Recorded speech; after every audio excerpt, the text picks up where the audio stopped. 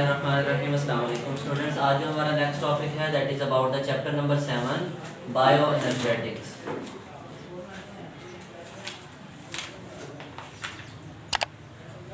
As the name indicate कि bioenergetics it's mean कि हमने लिविंग सिस्टम के अंदर जिंदा जानदारों में एनर्जी का रिलेशनशिप स्टडी करना है। एनर्जेटिक्स के बारे में हमने स्टडी करना है, ठीक है। जब भी हम लिविंग ऑर्गेनिजम्स के बारे में स्टडी करते हैं, एनर्जेटिक्स के बारे में स्टडी करते हैं, तो उसमें हम एनर्जी का रिलेशनशिप देखते हैं। देखो हम बोल रहा हूँ, बोलने के लिए एनर्जी चाहिए नहीं चाहिए? चाहिए एनर्जी, ठीक है। आप लोग भी बोल सकते हो, आप लोगों को भी एनर्जी चाहिए, ठीक है। लेकिन कुछ बच्चे खाना खा के आते हैं, सुबह से नाश्ता किया होता है, कुछ किसी को नहीं भी मिलता घर से नाश्ता, तो कोई बात नहीं, ठीक है। उनकी एनर्जी क्या हो जाती है? डाउन हो जाती है।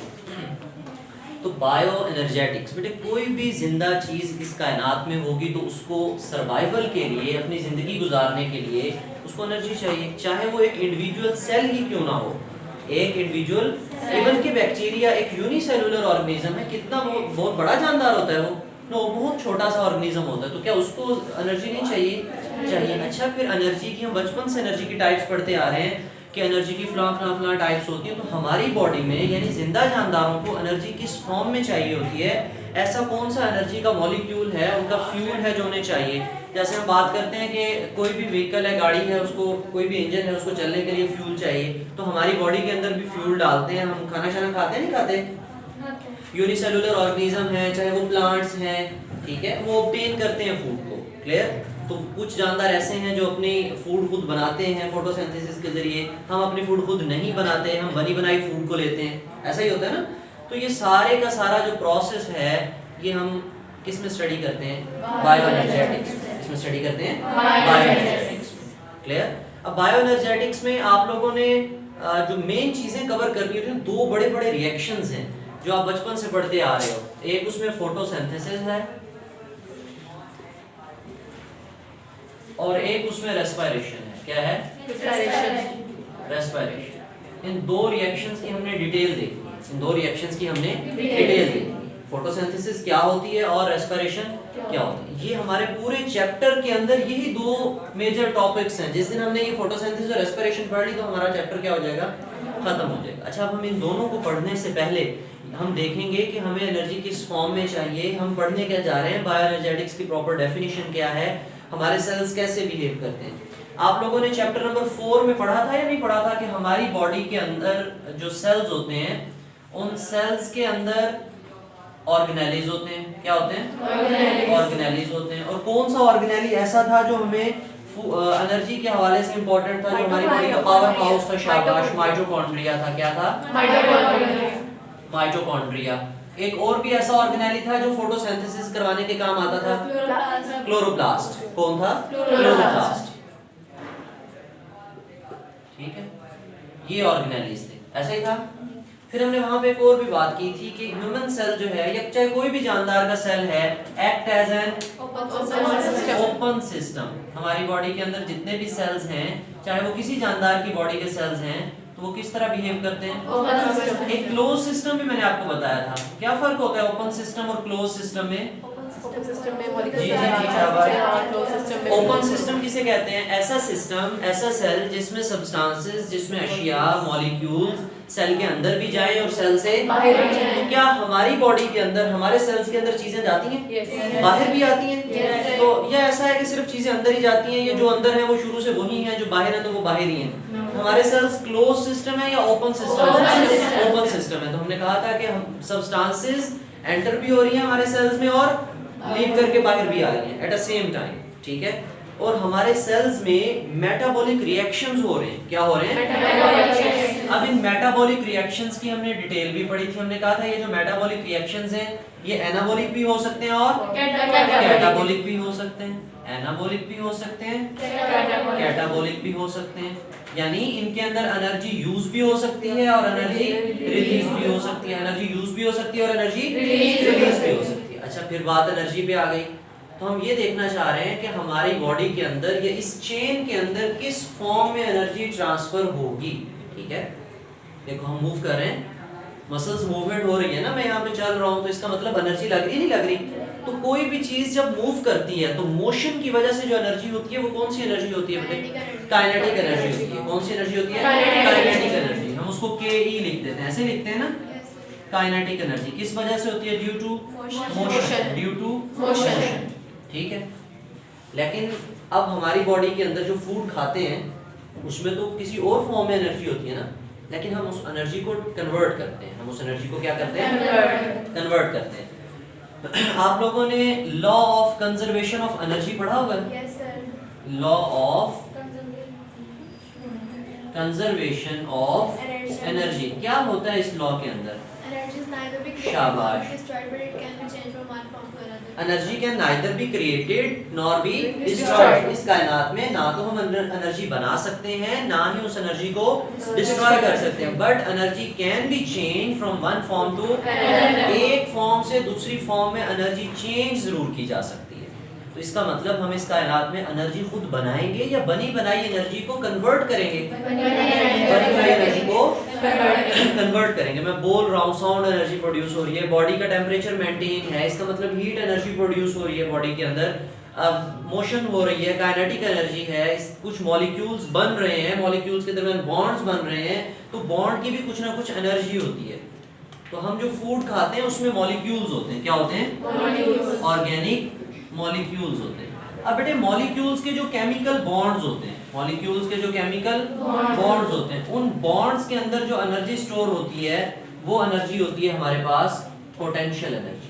कौन सी एनर्जी होती है? Potential energy. कौन सी एनर्जी होती है? Potential energy. वैसे पोटेंशियल एनर्जी कौन सी होती है? Energy store in a body due to its position, due to its position. किसी भी बॉडी की पी से पोटेंशियल, पी से पोजीशन याद रखते हैं। किसी भी बॉडी की पोजीशन की वजह से जो एनर्जी होती है वो क्या कहलाती है? Potential energy. क्या कहलाती है? Potential energy. और किसी की बॉडी की मूवमेंट की वजह, मोशन की वजह से एनर्जी होती है।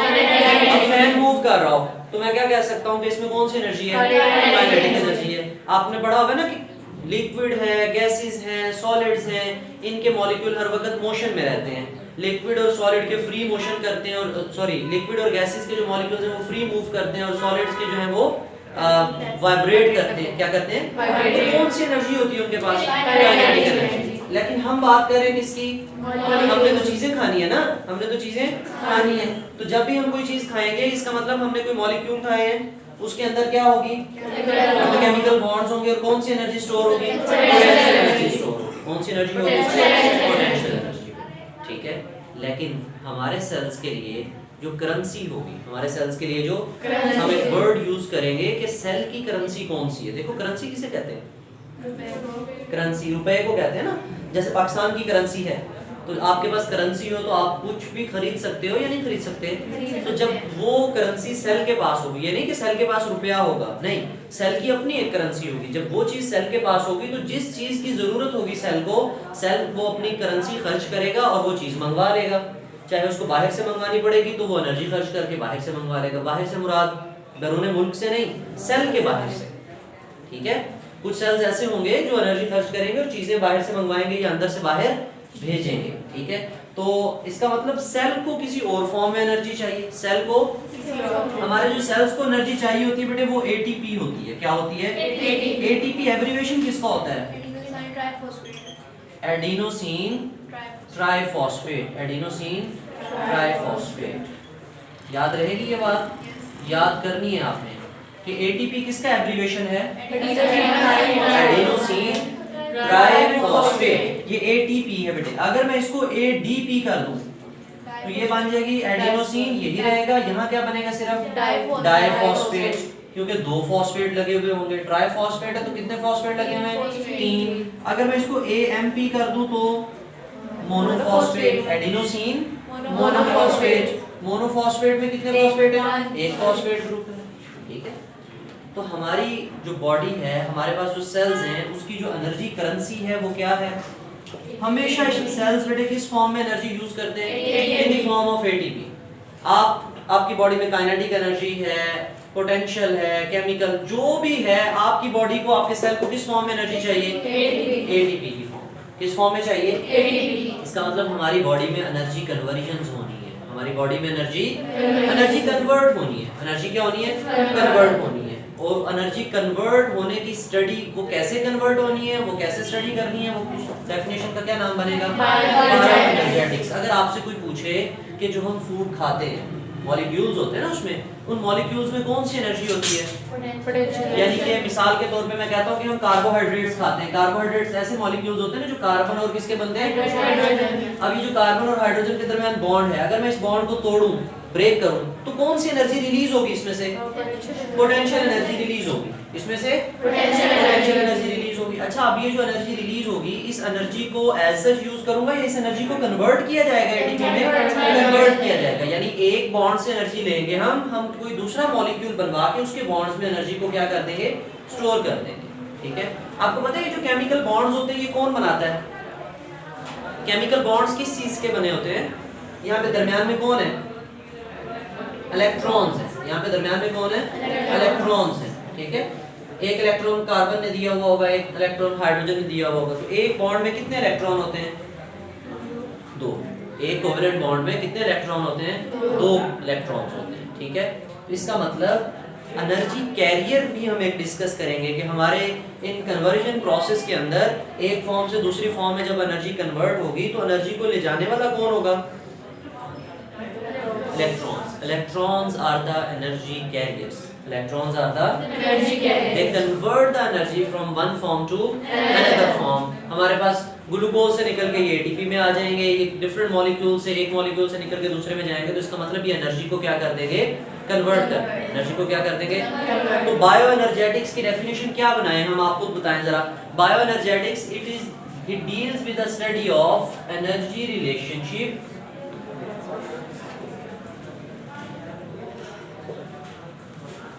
and energy transformation and energy transformation का मतलब क्या है? किसमें? in living organism, in जिंदा जानदारों के बारे में है ना, इसीलिए हमने यहाँ पे क्या लफ्ज लिखा है? बायोएनर्जेटिक्स। क्या लिखा है? बायोएनर्जेटिक्स। तो bioenergetics can be defined as it deals with the study of energy and energy transformation living organisms. Living system भी हम बोल सकते हैं, लिविंग सेल्स भी बोल सकते हैं, कुछ भी बोल सकते हैं कि एनर्जी का क्या ताल्लुक है? अगर हमारी बॉडी में एनर्जी होगी तो हम सर्वाइव करेंगे, अगर एनर्जी नहीं है तो सर्वाइव नहीं करेंगे। हमारी ही बॉडी नहीं, इवन कि किसी भी जानदार की बॉडी, चाहे वो प्लांट है, एनिमल है, पांचों किंगडम याद है ना? बैक्टीरिया, फंजाई, प्रोटोजोआ, इनमें से किसको एनर्जी चाहिए होती है? सबको चाहिए होती है। तो उन तमाम जानदारों में एनर्जी रिलेशनशिप्स और एनर्जी की ट्रांसमिशन भी बोल देते हैं, ट्रांसफॉर्मेशन अच्छा वर्ड है कि कैसे एक शक्ल से दूसरी शक्ल के अंदर हम एनर्जी को कन्वर्ट करेंगे। उस सारी स्टडी का क्या नाम होगा? और हमारी बुक में कौन कौन से ऐसे प्रोसेस हैं जिनके जरिए हम एनर्जी को कन्वर्ट कराएंगे? Photosynthesis and respiration. क्लियर? अच्छा, अब हमारी बॉडी के अंदर जो एनर्जी है वो कहाँ से आएगी? फ्रॉम जो फूड हम खाएंगे उसमें मॉलिक्यूल्स होंगे, और मॉलिक्यूल्स में कौन सी एनर्जी होगी?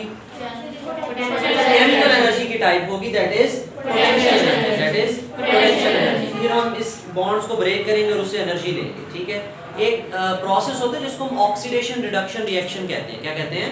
ऑक्सीडेशन। इकट्ठा बोले तो रिडॉक्स रिएक्शन भी कहते हैं। ऑक्सीडेशन की डेफिनेशन आती है आप लोगों को? ऑक्सीडेशन क्या होती है और रिडक्शन क्या होती है? चले, ये नेक्स्ट लेक्चर ही हमारा ऑक्सीडेशन और रिडक्शन का होगा, उस पे हम पढ़ेंगे कि ऑक्सीडेशन क्या होती है और रिडक्शन क्या होती है। जब हम इसको कलेक्टिव नेम देंगे ना तो हम इसको बोलेंगे रिडॉक्स रिएक्शन। क्या लफ्ज बोलेंगे? तो जो भी हम फूड खाएंगे हम उस फूड की ऑक्सीडेशन करेंगे, हम उस फूड की क्या करेंगे? क्योंकि हमें पता है हमारी फूड में कौन से बॉन्ड्स होंगे? कार्बन के और हाइड्रोजन के, साथ में ऑक्सीजन भी होती है। ग्लूकोज हो या कोई भी हमारे पास दूसरे ऑर्गेनिक कंपाउंड्स हो तो साथ में ऑक्सीजन भी होती है। तो कार्बन है, हाइड्रोजन है और साथ में ऑक्सीजन है। इन मॉलिक्यूल्स को हम ब्रेक करेंगे और हम सांस लेते हैं, कौन सी गैस हम अंदर लेके जाते हैं? ऑक्सीजन। इसका मतलब ऑक्सीजन की मौजूदगी में इन मॉलिक्यूल्स की ब्रेक डाउन करेंगे, ऑक्सीजन की मौजूदगी में इन मॉलिक्यूल्स की ब्रेक डाउन। तो जब हम फूड की ब्रेक डाउन करेंगे तो बेटे कार्बन कन्वर्ट हो जाती है कार्बन डाइऑक्साइड में, और हाइड्रोजन कन्वर्ट हो जाती है वाटर में। किसमें कन्वर्ट हो जाते हैं? Carbon dioxide and water. Carbon dioxide and water, ये दो चीजें बनती हैं जब हमारी बॉडी के अंदर जो फूड के मॉलिक्यूल्स हैं वो ब्रेक होते हैं, फूड के मॉलिक्यूल्स ब्रेक होते हैं। ठीक है, अब हम इसकी जरा एक फ्लो शीट डायग्राम बनी हुई है बुक में, वो बना लेते हैं, तो उसको एक दफा देख लेते हैं। ये हमारे पास एक एनर्जी की फ्लो शीट डायग्राम है बुक के अंदर, जिसमें पे सबसे पहले देखें प्लांट्स फोटोसिंथेसिस करते हैं नहीं करते, तो ये वाला जो प्रोसेस है ये फोटोसिंथेसिस बता रहा है हमें कि फोटोसिंथेसिस होगी, प्लांट कौन सी गैस यूज करते हैं, कार्बन डाइऑक्साइड को कन्वर्ट करके क्या बना देते हैं वो ग्लूकोज। ग्लूकोज पे बेटा ये बॉन्ड होते हैं कार्बन के, हाइड्रोजन के, ऑक्सीजन के। हम ग्लूकोज का फार्मूला भी देख लेना C6, तो इसमें कार्बन भी है, हाइड्रोजन भी है और ऑक्सीजन भी है। अच्छा, उसके बाद हमने इस फूड की क्या करनी है बेटे, पहले क्या हुई है रिडक्शन, फिर क्या की इसकी ऑक्सीडेशन करेंगे तो कुछ एनर्जी हीट की फॉर्म में रिलीज होगी, और जो एनर्जी होगी हमारे पास ऑक्सीडेशन ऑफ फूड स्टफ की, जब हमने ऑक्सीडेशन की तो उसमें से क्या रिलीज होगी, फिर इस एनर्जी को यूज करवाएंगे क्या बनाने के लिए, एटीपी। क्या है हमारी सेल की करेंसी है, हमारे सेल की करेंसी है। ये एक न्यूक्लियोटाइड होता है, ये क्या होता है न्यूक्लियोटाइड। लॉन्ग क्वेश्चन पढ़ेंगे हम एटीपी के ऊपर कि एटीपी क्या चीज है। अब ये कैसे बनेगी, आपके पास एडीपी होती है, क्या होती है, उसके साथ फॉस्फेट जोड़ने के लिए एनर्जी चाहिए, तो वो किस में कन्वर्ट हो जाती है, ये 2 फॉस्फेट थे, ये कितने हो गए 3, ये डाइफॉस्फेट, ये ट्राइफॉस्फेट। तो इसके लिए ये बॉन्ड बनाने के लिए क्या चाहिए थी, एनर्जी। फिर बेटे यही एटीपी को हम यूज करवा सकते हैं किस पर्पस के लिए, कुछ एनर्जी किस फॉर्म में जाएगी, या फिर मेंटेनेंस, बॉडी स्ट्रक्चर की मेंटेनेंस के लिए किस फॉर्म में जाएगी, या डिफरेंट केमिकल्स बनाने के लिए, एनाबॉलिक प्रोसेसेस के लिए। हमारी ग्रोथ होती है नहीं होती है, प्रोटीन्स बनती है हमारी बॉडी में नहीं बनती, तो नए नए मॉलिक्यूल्स बन रहे हैं, तमाम मॉलिक्यूल्स को बनाने के लिए भी क्या चाहिए, और भी हम एटीपी के बहुत सारे यूजेस पढ़ेंगे हमारी बॉडी के अंदर। ठीक है, तो एक दफा इसकी रीडिंग कर लेते हैं। पेज नंबर है आपके पास 117, bioenergetics, chapter number 4 describe the structure of the cell, and the chapter 6 mention the role of the enzyme in the cellular functions.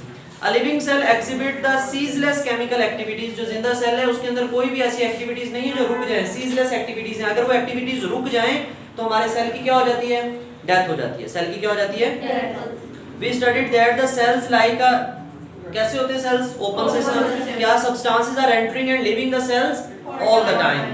Inside the cell substances are broken down, cell के अंदर substances टूट रही हैं, and new substances are formed। Energy derives all these processes in a living organism। Energy exists in kinetic energy is actively involved in doing, and potential energy is stored for the future। Potential energy is stored in the and is released as a when these bonds are broken down या breaks।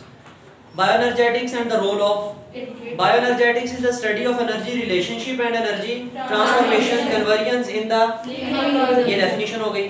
Organism obtain energy by metabolizing the food। Metabolism की बात समझ आई हुई है ना आपको, food की हम मेटाबॉलिज्म करेंगे। कौन sea food, that we eat और प्रिपेयर, हम खाते हैं, और प्लांट क्या करते हैं, फूड को प्रिपेयर, वो खुद बनाते हैं। When these bonds are broken down, a large amount of kinetic energy is usually, some of this energy is stored in the form of, ये पूरी जो हमने फ्लो शीट डायग्राम बनाई, कुछ एटीपी में स्टोर हो जाएगी, कुछ as in the form of heat क्या हो जाएगी, while the rest energy escape as heat। The potential energy stored in ATP is again transferred into kinetic energy to carry out all life activities। ये next page पे आपके पास flow sheet diagram है जो कि हमने पढ़ ली है। Input of energy, light energy या रेडिएंट एनर्जी दी है ना हमने, यहाँ से सूरज से आने वाली रोशनी इस्तेमाल करवाई हमने, तो कार्बन डाइऑक्साइड से हमने ग्लूकोज बनवाया, देन ग्लूकोज को हमने सांस लिया, ऑक्सीजन लेके गए, ऑक्सीडेशन की, एनर्जी रिलीज हुई, ये सारे प्रोसेसेस। बैक पेज पे जरा एक साइड बॉक्स है, रिकॉलिंग, ये बचपन की बातें आपको बता रहा है। Plants and some microorganisms and photosynthetic bacteria and algae prepare their own food and from carbon dioxide and water in the presence of light by the process called, यानी ये सारे जानदार प्लांट्स हैं, एल्गी है, और कुछ bacteria. कौन से बैक्टीरिया थे जो अपनी एनर्जी फूड खुद बनाते थे, सियानो बैक्टीरिया, साइनो नहीं बेटे सियानो, क्या है वो, सियानो बैक्टीरिया का दूसरा नाम क्या होता था, ब्लू ग्रीन एल्गी। और नॉन फोटोसिंथेटिक ऑर्गेनिजम्स कौन होते हैं, बैक्टीरिया, प्रोटोजोआ, और एनिमल्स भी उसी में आ जाते हैं। ये क्या करते हैं, गेट प्रिपेयर्ड फूड, ये बनी बनाई खुराक लेते हैं। क्या लेते हैं, प्लांट्स, एल्गी और कुछ बैक्टीरिया अपनी फूड खुद बनाते हैं फोटोसिंथेसिस के जरिए, और हम वो फोटोसिंथेसिस के जरिए जो फूड बनी होती है उसको बनी बनाई फूड को यूज करते हैं। क्लियर। इस वो टॉपिक में कोई क्वेश्चन हो तो आप कमेंट सेक्शन में पूछ सकते हो। Thank you, Allah Hafiz.